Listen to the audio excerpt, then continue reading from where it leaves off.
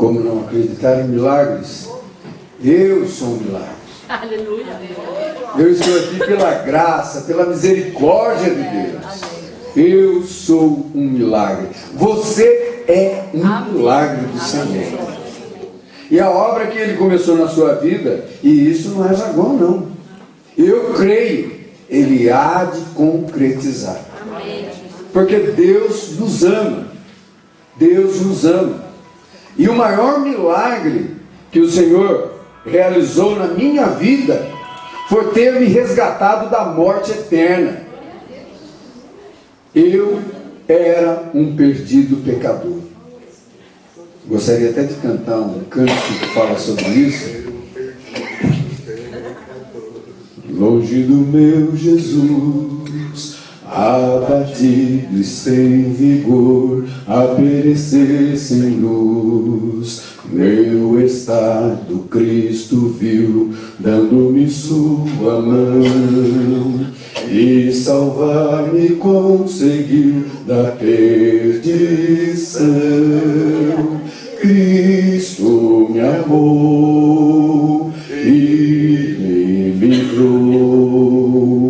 O seu amor me transformou.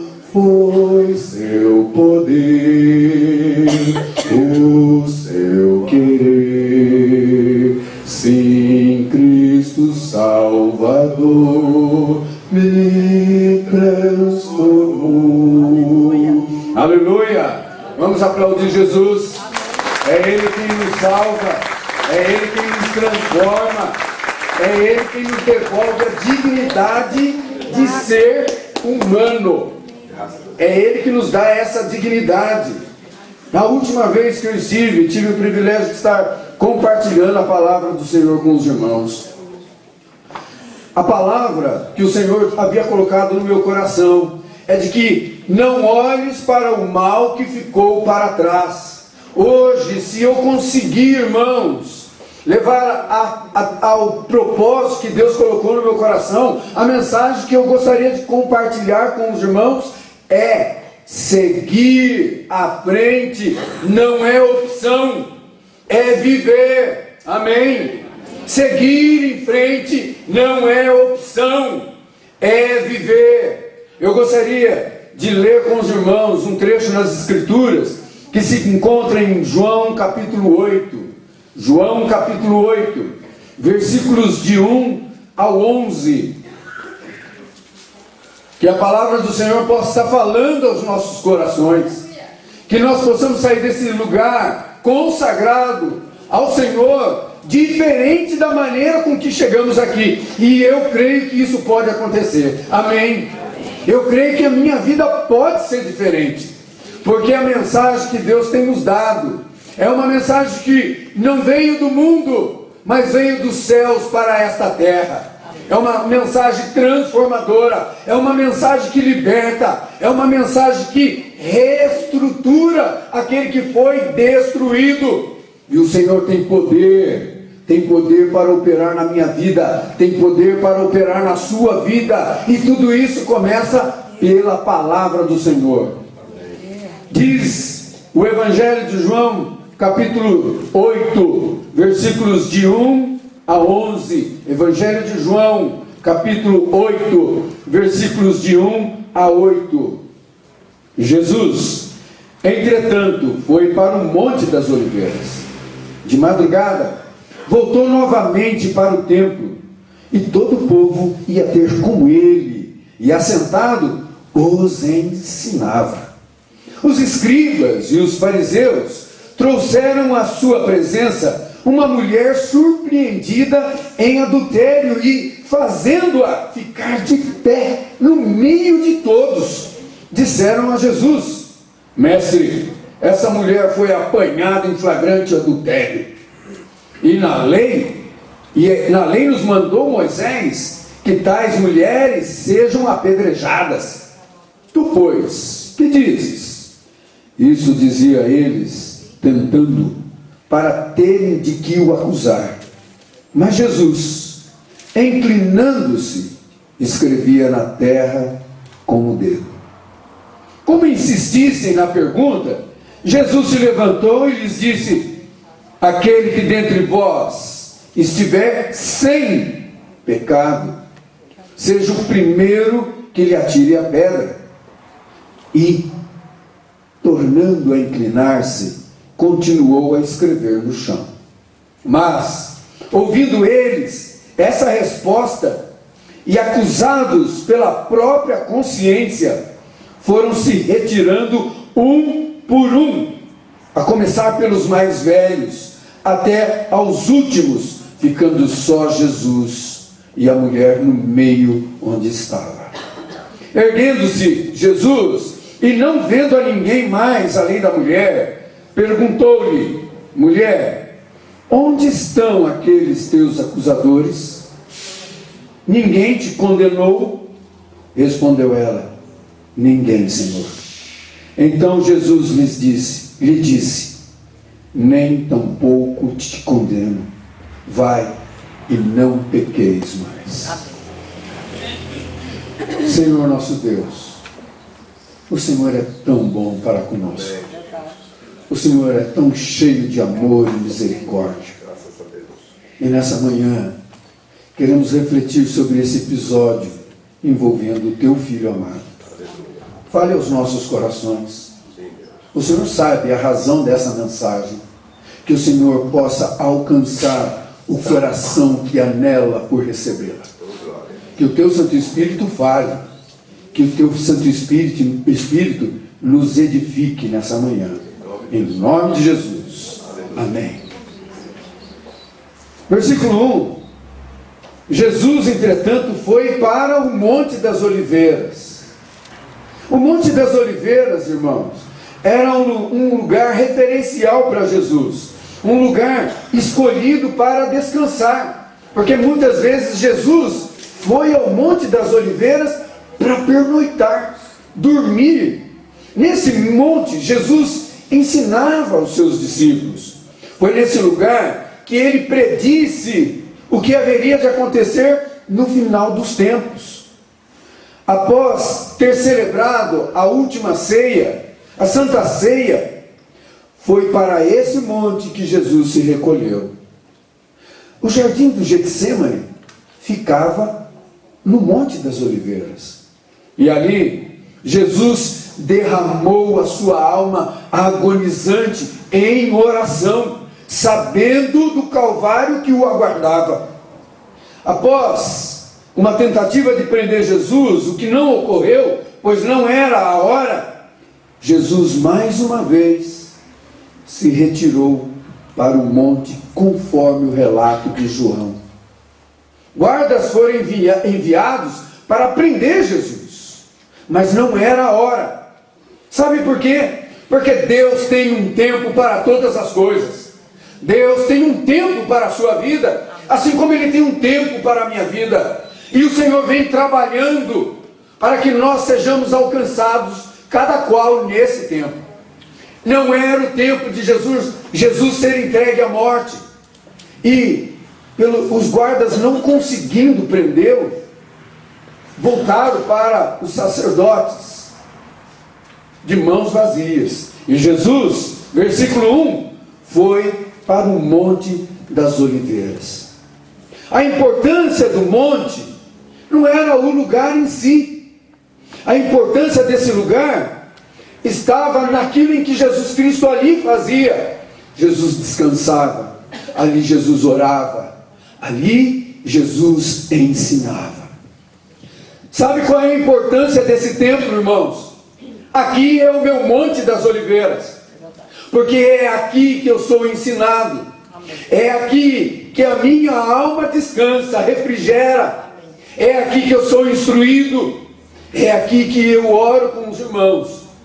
A importância desse lugar é que aqui sou, juntamente com você, edificado para continuar essa jornada. Porque seguir em frente, irmãos, não é uma opção, é viver. E essa mulher que fora trazida para Jesus, ela teve a sua caminhada de perdição interrompida. ela foi encaminhada até Jesus. Mas, irmãos, duas coisas ficam bastante evidentes no próximo versículo que iremos ler agora. De madrugada, versículo 2, voltou novamente para o templo. Quem? Jesus. Todo o povo ia ter com ele, e assentado os ensinava. Fica evidente para mim, irmãos, que Jesus Cristo priorizava o ensino da palavra. Ainda era de madrugada quando ele se levantou, desceu do monte e foi para o templo para ensinar um povo que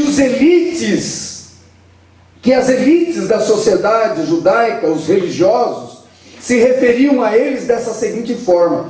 No versículo do capítulo anterior, capítulo 7, versículo 49, eles se referem a esse povo dessa forma: quanto a esta plebe que nada sabe da lei, é maldita. Essa elite religiosa se referia ao povo como plebe. E plebe, irmãos, significa a camada mais baixa de um povo. Mas era esse povo a quem Jesus Cristo priorizava. Esse povo que era desprezado, Jesus Cristo deu a sua atenção. Fica evidente que a segunda evidência para mim é que Jesus Cristo aproveitava o máximo do seu tempo para dar atenção ao ensino da palavra a este povo. O Senhor Deus deseja que nós, como discípulos de Jesus, priorizemos o aprendizado da sua palavra, porque é aqui, meu irmão, minha irmã, que nós vamos encontrar o alento, o conselho, a força para seguir adiante. É pela palavra do Senhor que nós vencemos o maligno. É pela palavra do Senhor que nós somos fortalecidos. Porque esse mundo opera contra mim, opera contra você. Isso é uma realidade. Esse sistema nos odeia, mas Jesus Cristo nos ama. Jesus Cristo nos ama. Jesus Cristo não estava interessado na graduação daquela elite religiosa lá de Jerusalém, que queria se apresentar, era um povo hipócrita, queria o reconhecimento da sociedade. Jesus não está interessado na graduação daquele povo, daquelas pessoas, dessa elite desprezível, por causa das atitudes. Jesus Cristo, aliás, não está interessado na minha graduação, muito menos no meu status social. O que importa para Cristo é como eu, César, estou vivendo essa vida cristã. Qual é a minha atitude para com o meu irmão, para com a minha irmã? E sabe, começa dentro do nosso lar. É dentro do nosso lar que vai evidenciar a nossa fé. A fé, ela exige que nós entremos em ação, coloquemos em prática os ensinamentos do Senhor. E se não começar pelos de dentro da nossa casa, em vão nós estamos nos empenhando para ganhar o mundo. O rebanho do Senhor, como sacerdote, um sacerdote cristão, que somos todos nós, começa dentro de casa. Começa no demonstrar o amor para com o cônjuge, para com os filhos, para com os membros dessa família. Eles trouxeram a presença de Jesus, versículo 3, eles quem? Os escribas e fariseus. Trouxeram a presença de Jesus uma mulher surpreendida em adultério. Olha só, meus queridos, se essa mulher for pega em ato de adultério, cadê o homem que estava com ela? Trouxeram-na e as expuseram diante de todos. Esse fato também evidencia uma desigualdade, como que eles tratavam as mulheres. Aliás, irmãos, nós vivemos numa sociedade injusta, numa sociedade desigual. Nós vivemos num mundo que não dá prioridade à dignidade do outro. O discípulo de Jesus não norteia os seus passos segundo as regras dessa sociedade, segundo a moralidade dessa sociedade. Porque falando de moralidade, irmãos, falando de ética nessa sociedade, não passa de massa de modelar. Cada um dá a forma que deseja, ou então muda conforme o seu bem-querer. Hoje, o que não pode para esse mundo perdido no maligno, amanhã pode. Hoje, aquilo que é escandaloso para essa sociedade, amanhã já não é mais. Contudo, nós, os servos de Deus, não somos direcionados por isso.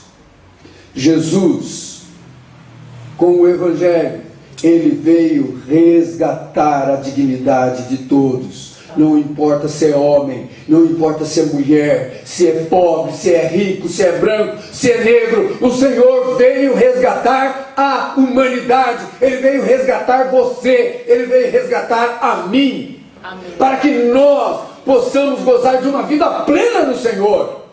E vida plena no Senhor não depende das circunstâncias das quais esse mundo nos impõe. Porque eu posso me alegrar no Senhor, ainda que eu esteja sob perseguição, ainda que eu esteja sob provações, porque o Senhor está comigo, porque o Senhor tem nos dado uma promessa que rompe todas as barreiras que esse mundo nos põe, que nos faz pôr em ação a palavra do Senhor. Eu sou motivado porque eu quero estar com Deus na eternidade. Não é porque eu temo o inferno não me interessa, eu nem me preocupo com ele. Eu estou me dedicando porque eu quero passar o resto da minha eternidade não, né? Eu quero passar a minha eternidade com Deus. É isso que me interessa, irmãos. E o máximo que muitas vezes chegamos nessa terra é 70, como a própria palavra diz, né? E quando não muito, já cansado, às vezes adoentados, e graças a Deus quando não, graças a Deus como não. Meu pai está completando 91 anos, e está firme, forte, e do jeito que ele está indo, irmão, 110 é pouco. Mas graças a Deus, mas nós sabemos que já não somos os mesmos. O nosso corpo cansou, a luta é grande, mas a vitória é nossa. Amém. Eu estou lutando, eu estou pelejando, porque eu sei que o Senhor tem muito mais para mim. O Senhor tem muito mais para você. Tem muito mais. E da forma que esse mundo trata os seus, Ele vai tratar todos, indistintamente. No século XVI, Barão de Montesquieu, um filósofo iluminista, ele falou a seguinte frase: injustiça feita a um é ameaça feita a todos.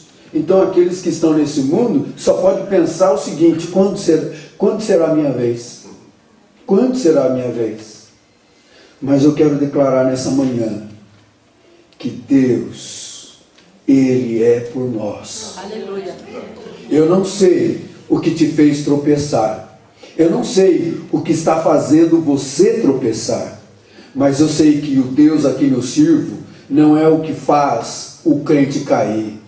Como essa onda que tem muito crente caindo e fala cair no espírito. Deus não é fazer o homem cair. Deus é fazer o homem levantar. Amém. O Senhor não quer o homem humilhado na terra. Ele quer exaltar. Nós, por nós mesmos, devemos nos achegar diante do Senhor em humildade, reconhecendo o nosso estado. Mas Deus não quer que permanecemos prostrados. Ele quer nos fazer em pé.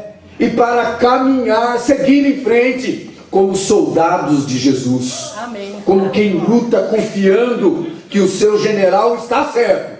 A sua estratégia está certa. O Senhor tem a sua revelação aqui para mim, para você. É para o trabalho? O Senhor tem. É para a vida conjugal? O Senhor tem. Não importa qual é a área que hoje faz você se prostrar em terra, o Senhor tem a estratégia da vitória para a sua vida. Você crê nisso? Amém. E porque nós não estamos aplaudindo o Senhor. Aleluia! Aleluia! Eu creio nisso. O Senhor tem estratégia para a sua vida, para que você seja mais do que um vencedor. E eu não estou falando isso simplesmente para provocar um bom sentimento, mas é a palavra do Senhor. É a palavra do Senhor. Seguir em frente não é opção, é viver. É isso que Deus deseja para você. Mas, irmãos, o que não falta são os acusadores de plantão. Não é verdade? Olha, não, o que não falta são os críticos de plantão, os acusadores de plantão, que só estão esperando uma falseada dos teus pés para lhe acusar, para lhe condenar. Porque o que você vai esperar desse mundo? Alento, consolo. Esse mundo nos odeia. Esse mundo odeia até os seus, que dirá a nós que não pertencemos mais a eles. Foi justamente essa atitude dos escribas e fariseus que trouxeram aquela mulher diante de Jesus, prontos para matá-la, conforme a frieza da lei. Não entenderam o princípio da lei, mas conforme a frieza da letra, estavam prontos a matar, a tirar a vida daquela mulher. Como também esse mundo está pronto para lhe atirar na cova dos leões. É verdade, irmãos. Mas, irmãos, muitas vezes nós estamos vivendo nesse mundo como se ele não fosse hostil. Nós estamos muitas vezes nos comportando com muita simplicidade diante do perigo. E não é isso que Deus deseja. Porque se você se curvar nesse mundo, Ele vai pisar sobre você. Se você titubear nesse mundo, sereis atirado na cova dos leões. Porque é mais fácil as pessoas apontar o erro dos outros do que reconhecer o seu próprio. Mas eu não tenho nem vergonha e muito menos medo de me humilhar na presença do Senhor. E se tiver que pedir perdão e reconhecer, não só diante do Senhor, o meu erro, e fazer isso também diante de quem eu tenho falhado, eu farei. Sabe por quê, irmãos? Porque eu desejo ir para a eternidade com meu Pai. Eu desejo ir para a eternidade com o meu Pai. Enquanto essa sociedade desigual, preconceituosa, trata as pessoas com distinção, porque é branca, porque é negra, porque tem dinheiro, porque não tem dinheiro, Deus não nos trata dessa forma. E Ele começou a trabalhar na vida de Pedro. No início da igreja, a igreja estava restrita em Jerusalém, entre os judeus convertidos, não estava indo além para alcançar. E Cornélio era um homem que temente ao Senhor, que orava ao Senhor, e Deus tinha salvação para ele também. Fez o Senhor Deus, deu visão a Pedro, e fez Pedro ir até onde estava Cornélio, e lá o Senhor tratou de Cornélio, mas também tratou de Pedro, dos seus preconceitos. E diante daquela família gentílica, estrangeira, que havia recebido a unção, o batismo com o Espírito Santo, Pedro declarou o seguinte: reconheço por verdade que Deus não faz acepção de pessoas. Deus não trata os homens com desigualdade. Também o profeta Samuel, quando ele foi levado por Deus para escolher aquele que seria o substituto de Saul como rei de Israel, o levou para a casa de Jessé, onde morava o jovem Davi. Mas aí os filhos mais velhos, mais bonitões, mais fortes, foram colocados diante do profeta. E o profeta, não sei se ele deu uma balançada, não, isso daqui e tal, né? Mas o mais forte, o mais bonito, talvez, quem sabe esse, tem pinta de rei. Mas o Senhor disse a Samuel: não atentes para a aparência, porque o Senhor não vê como vê o homem. Sabe como Deus vê? Ele vê o seu coração. Hoje, o Senhor está olhando para a tua alma. Ele conhece os teus pensamentos. Ele conhece o teu tempo. Ele sabe como está a sua vida. Ele não se impressiona com as coisas bonitas que fazemos, porque ninguém vai para o céu porque é bonito, ninguém vai para o céu porque faz boas obras. Nós vamos para a eternidade porque Deus quer, porque Deus nos ama e porque Ele nos separou para sermos salvos. É pela vontade de Deus. Deus te ama, Deus quer garantir a tua salvação. Nós não precisamos brincar ou de esconde-esconde com Deus. Nós não precisamos apresentar diante de Deus a pessoa que nós não somos. Muitas vezes nós brincamos dessa forma com as pessoas que estão ao nosso redor. Muitas vezes nós procuramos atender as expectativas dos outros, passando por cima da vontade de Deus, passando por cima da minha própria vontade, só para agradar os outros. Mas não é assim que o Senhor Deus deseja. Ele deseja que você o coloque em primeiro lugar na sua vida. Os escribas e fariseus, versículos 5 e 6, insistiram com o Senhor. Olha, depois de dizer que ela havia sido apanhada em flagrante, 5 e 6, e na lei nos mandou Moisés que tais mulheres sejam apedrejadas. Tu, pois, o que dizes? Isto diziam eles, tentando para terem de que o acusar. Mas Jesus, inclinando-se, escrevia na terra com o dedo. Irmãos, assim como nos dias de Jesus, homens se levantaram, tidos por sábios, eruditos, mas que desejavam destruir Jesus. Hoje, nesses últimos dias, no tempo que nós estamos vivendo, muitos modernos fariseus têm se levantado com falsas verdades, com as relatividades da qual o pastor Justino mencionou nessa manhã na escola bíblica dominical.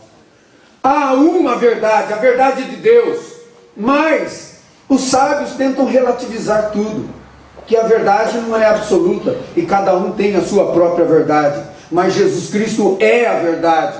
Mas esse mundo não quer essa verdade. Eis o conflito pelo qual o servo de Deus passa nesse mundo. Porque essa sociedade caída, distanciada do Senhor, não quer a verdade de Deus. É por isso que faz guerra conosco. É por isso que faz guerra com Deus. Mas, irmãos, nós não podemos entrar no jogo desse mundo. Não é com as armas desse mundo que nós devemos lutar. Não somos chamados para fazer um jogo manipulador, violento, temerário, preconceituoso, discriminatório que impera nesse mundo. Nossas atitudes são diferenciadas pela palavra do Senhor. A palavra que Jesus Cristo tanto se empenhou em ensinar o seu povo. Irmão, você tem lido essa palavra? Você tem meditado? Você tem separado um tempo ao longo da semana para ler a Bíblia, para estudar a Bíblia, para decorar a palavra? Porque é assim que nós aprendemos, viu, irmãos? É estudando, é lendo, mesmo não entendendo aquele trecho que está difícil, mas insista em ler, em conhecer o que aquele livro está dizendo. Depois, pergunte aos irmãos mais velhos, venha para a escola bíblica dominical, se incomode, saia da sua zona de conforto, porque nós estamos sendo chamados, irmãos, para uma luta, e nós estamos em guerra. Não é hora para guardar a espada. Na antiguidade, quando a luta era, ali no corpo a corpo, quando se tirava a espada, começou a peleja, irmãos, Essa espada não ia para a bainha enquanto o último homem inimigo não caísse, ou eles batessem em retirada. Porque se ele, deixa eu dar uma descansada, mas tem muitos ainda, continua, certamente seria abatido. Porque a luta continua, nossa luta nessa terra continua, não importa se você tenha 40, 70, 15 anos, se o Senhor não te chamou, é porque a sua missão não acabou. Para de se lamentar, para de ficar achando que já não tem mais o que fazer nesse mundo, porque a missão de Deus para a sua vida ainda não foi concluída, porque quando tiver sido concluído, o Senhor te resgatará. Para a casa do Pai iremos. O apóstolo Paulo, a fim de que nós não sejamos enrolados nesse mundo, nos desafia, lá em Romanos capítulo 12, a apresentar um culto agradável a Deus. Sabe qual é um culto agradável a Deus, irmãos? Não é um culto cheio de coreografias, de efeitos especiais, mas é um culto racional. Você entende o que está fazendo aqui nessa manhã? Você entende? Esse é o culto racional que Deus deseja do seu povo. Que nós saibamos o que nós estamos fazendo aqui e o que iremos fazer quando sairmos desse lugar. É um culto racional, por compreender qual boa e agradável é a vontade do Senhor. Obrigado, irmão. Por compreender essa boa e agradável vontade do Senhor. E ele completa dizendo: não vos conformeis a esse mundo. Quando também eu quero dizer a você, se você está prostrado, se você tropeçou, caiu, não se conforme com essa situação. Chegou a hora de levantar, chegou a hora de dar o próximo passo. Um de cada vez, irmão. Não precisa correr não, é um de cada vez. E começa agora, começa hoje. Não é para esperar para segunda-feira para fazer o que você tem que fazer. Decida no Senhor hoje. Jesus não está interessado no que os outros dizem sobre você. Jesus conhece a verdade sobre você. Versículo 6, a parte B. Mas Jesus, inclinando-se, escrevia na terra com o dedo. Oh, ela é uma pecadora, ela foi pega não sei com quem, não estava nem lá, né? E Jesus se inclinou. Eu vejo que Jesus não está nem aí com o que você está falando. Está lá escrevendo no chão, escrevendo. Existem, e isso não é bíblico, tá, irmãos? Existe uma lenda, e eu chamo de lenda, que dizem que enquanto eles estavam acusando, Jesus estava escrevendo o nome deles, de cada um deles. Que Jesus conhece cada um, eu sei, mas eu não sei o que é que Jesus estava escrevendo ali no chão. Não sei se era o nome deles, mas eu sei o que Jesus Cristo estava fazendo. Não estava dando importância a essas acusações, porque Jesus conhecia a vida daquela mulher antes dela ser apresentada a Ele, assim como Jesus Cristo conhece a sua vida. E eu pergunto, quem somos nós nessa história? Quem seríamos nessa história? Seríamos os escribas, os fariseus, que estão mais preocupados com o formato da religião, que estão mais preocupados com as aparências, com o status, com o poder? Ou nós somos aquela que foi apanhada no erro? Muitas vezes é isso que acontece, somos apanhados no erro. E Satanás, ele desce a mão. Porque uma vez que ele apresenta para você uma oportunidade e você cai, a segunda ação dele é te acusar, é te torturar. Mas está aqui hoje quem veio para nos resgatar. Frequentemente todos nós somos como aquela mulher humilhada pelo pecado. Por essa razão, versículo 9, nenhuma pedra foi atirada. Sabe por quê? Jesus Cristo confrontou aqueles homens dizendo o seguinte, versículo 7: aquele que dentre vós estiver sem pecado, seja o primeiro a atirar a pedra.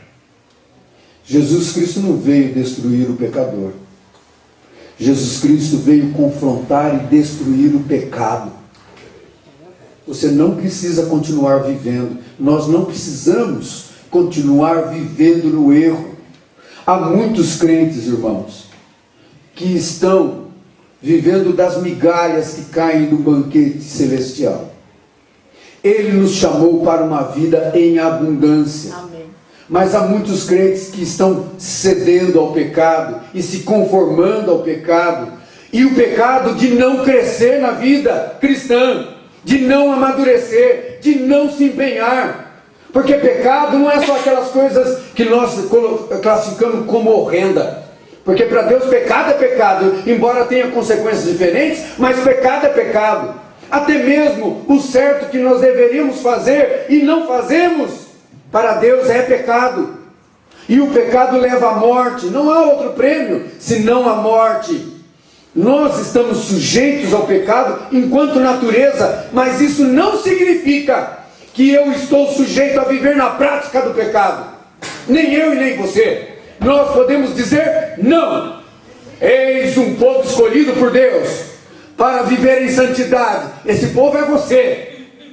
Um povo distinto, um povo digno, lavado e remido no sangue de Jesus.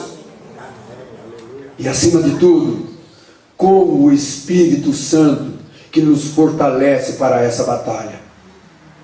Aquela mulher, eu vejo a cena, ela está diante de mim, inclinada, humilhada diante de todos.